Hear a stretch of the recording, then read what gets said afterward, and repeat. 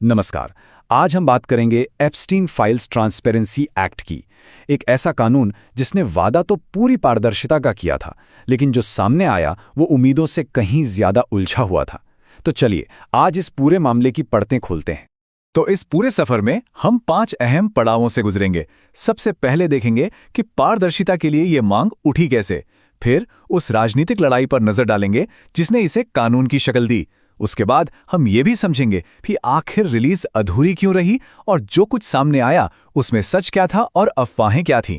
और हाँ, आखिर में इसके ग्लोबल असर को भी देखेंगे। तो चलिए सीधे मुद्दे पर आते हैं। सबसे बड़ा सवाल तो यही है कि इन फाइलों को सार्वजनिक करने की इतनी जोरदार मांग उठी ही क्यों?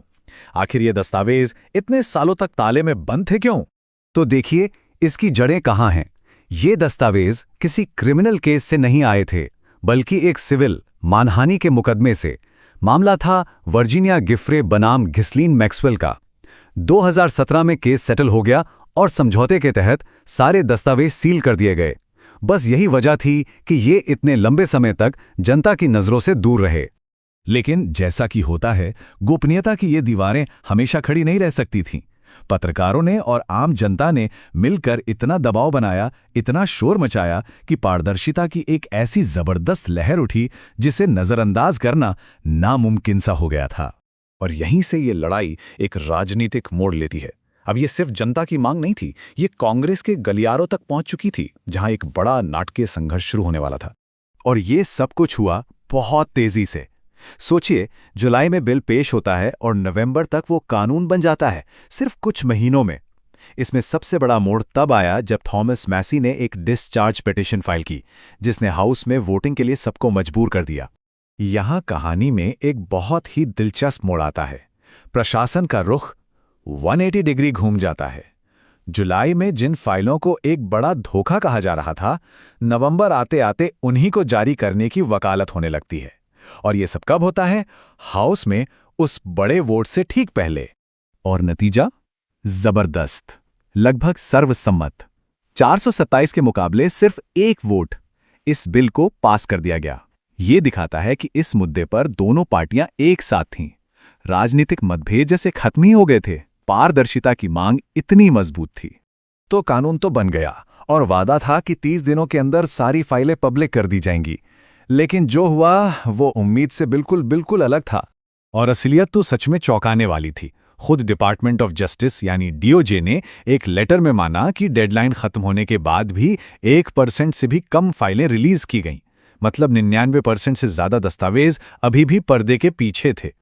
बस फिर क्या था, इस कदम की जबरदस्त आलोचना हुई। रियान गुडमैन जैसे कानूनी जानकारों ने तो इसे सीधे सीधे कानून का उल्लंघन बता दिया। और यहीं से ये बहस और तेज हो गई कि क्या सरकार जानबूझकर कुछ छिपा रही है। और डीओजे के कदमों ने इस कंफ्यूजन को और भी ज्यादा बढ़ा दिया। कभी कहते हैं कि फाइलें किश्तों में जारी करेंगे, तो कभी कुछ दस्तावेज वेबसाइट से रहस्यमयी तरीके से गायब हो जाते और फिर वापस आ जाते। और तो और जानकारी छिपाने यानी रिडैक्शन पर लाखों डॉलर खर्च कर दिए गए। इन सब चीजों ने जनता के गुस्से को और भड़का दिया और ये आरोप लगने लगे कि लीपापोती की जा रही है। चलिए अब देखते हैं कि जो थोड़ी बहुत फाइलें सामने आई भी, आखिर उनमें था क्या। ये एक तरह से जानकारी का सैलाब था, जिसमें सच भी था, झूठ भी था और कुछ बहुत ही अजीबोगरीब बातें भी मिली हुई थीं। लेकिन आगे बढ़ने से पहले एक बात साफ कर देना बहुत जरूरी है। जैसा कि एसोसिएटेड प्रेस ने भी कहा था, सिर्फ इसलिए कि किसी का नाम इन फाइलों में आ गया, इसका मतलब ये बिल्कुल नहीं है कि वो किसी अपराध का दोषी है। ये सिर्फ एक कनेक्शन दिखाता है, गुनाह साबित नहीं करता। इस सच और झूठ के जंजाल को एक उदाहरण से समझते हैं। एक तरफ एक अजीब लेकिन सच्ची खबर सामने आई कि एप्स्टीन को एक्सबॉक्स लाइव से बैन कर दिया गया था। वहीं दूसरी तरफ एक ईमेल की गलत मतलब निकाली से यह अफवाह फैल गई कि मशहूर स्केटबोर्डर टोनी हॉक ने उस आइलैंड पर शादी की थी, जो कि पूरी तरह से झूठी खबर थी। और भी बहुत कुछ अजीब और बिना सबूत वाला कंटेंट था इन दस्तावेजों में, जैसे कि एप्स्टीन की मौत के 3 दिन बाद की तारीख वाला एक पोस्ट कार्ड, या फिर 1984 के किसी अपराध में ट्रंप का नाम लेने वाली एक पुरानी एफबीआई टिप। और तो और लीबिया की $80 बिलियन की संपत्ति हड़पने का एक प्लान भी था। इन सब ने मिलकर मामले को और भी ज्यादा रहस्यमयी बना दिया। तो चलिए अब देखते हैं कि इस आधी अधूरी जानकारी ने भी असल दुनिया में कितना बड़ा असर डाला।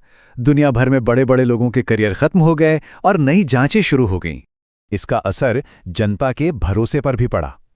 एक CNN पोल ने दिखाया कि सरकार पर लोगों का भरोसा लगभग खत्म हो चुका था। सिर्फ 6% लोग इस रिलीज से संतुष्ट थे। और मजे की बात यह है कि डेमोक्रेट्स और रिपब्लिकन्स दोनों ही पार्टियों के लोग ये मान रहे थे कि सरकार कुछ न कुछ छुपा रही है। और इसका असर सिर्फ अमेरिका तक सीमित नहीं था, ये तो एक ग्लोबल भूचाल बन गया था। अमेरिका के थॉमस प्रिट्जकर से लेकर नॉर्वे के पूर्व प्रधानमंत्री और यूएई के एक बड़े CEO तक दुनिया भर में कई ताकतवर लोगों को या तो इस्तीफा देना पड़ा या फिर वो जांच के घेरे में आ गए। इस पूरे प्रक्रिया में जो गड़बड़ियां हो रही थीं, उसका एक और उदाहरण देखिए। हुआ ये कि पारदर्शिता दिखाने की कोशिश में एक कांग्रेसी रो खन्ना ने कुछ नाम सदन में पढ़ दिए। बाद में DOJ ने बताया कि उनमें से ज्यादातर लोग तो बिल्कुल रैंडम थे, जिनका इस केस से कोई लेना देना ही नहीं था। इस गलती से कंफ्यूजन और भी बढ़ गया। लेकिन शायद इस पूरी प्रक्रिया की सबसे बड़ी और सबसे गंभीर नाकामी थी पीड़ितों की पहचान को सुरक्षित न रख पाना। वॉल स्ट्रीट जर्नल की एक समीक्षा के मुताबिक कम से कम 43 पीड़ितों के नाम गलती से पब्लिक कर दिए गए। सर्वाइवर्स के ग्रुप ने बयान जारी करके कहा कि इस रिलीज ने उनके जख्मों को फिर से हरा कर दिया है, जबकि असली गुनाहगार अभी भी पर्दे के पीछे छिपे हुए हैं। और ये कहानी अभी खत्म नहीं हुई है। पूरी पारदर्शिता की लड़ाई आज भी चल रही है। सांसद अभी भी DOJ पर कानून तोड़ने का आरोप लगा रहे हैं और बची हुई फाइलों को सामने लाने के लिए लड़ रहे हैं। और ये सब हमें एक बहुत बड़े सवाल पर लाके खड़ा कर देता है कि जब कोई कानून पूरी पारदर्शिता का वादा तो करता है, लेकिन बदले में सिर्फ उलझन और आधे अधूरे सच देता है, तो असल में बचाया किसे जा रहा है? इस पर सोचिएगा जरूर।